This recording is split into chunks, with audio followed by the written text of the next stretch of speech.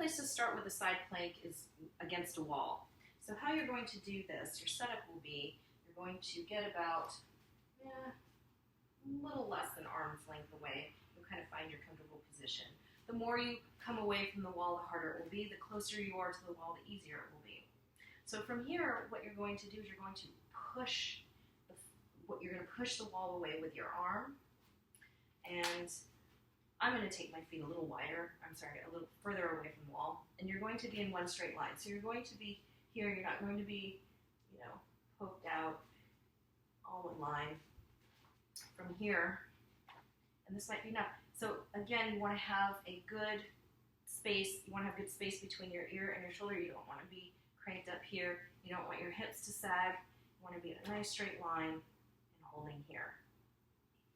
For more of a challenge on your side plank, you'll come to the floor and we'll do them on the knees. So what you're going to do is you're going to position your knees so that they're about a 45-degree angle from your body, away from your body, forearm, and you're going to just place this hand on the hip. And again, keeping that nice space between ear and shoulder, pushing, kind of pre-activate this arm, push it away from the wall, from the floor.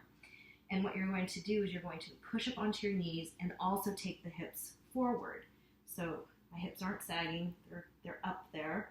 And you can't see it, but there's a line going from the top of my head all the way down to my knees. So this is a straight line. And this is how I'm going to hold it. So I'm going to turn this way so you can see a little better.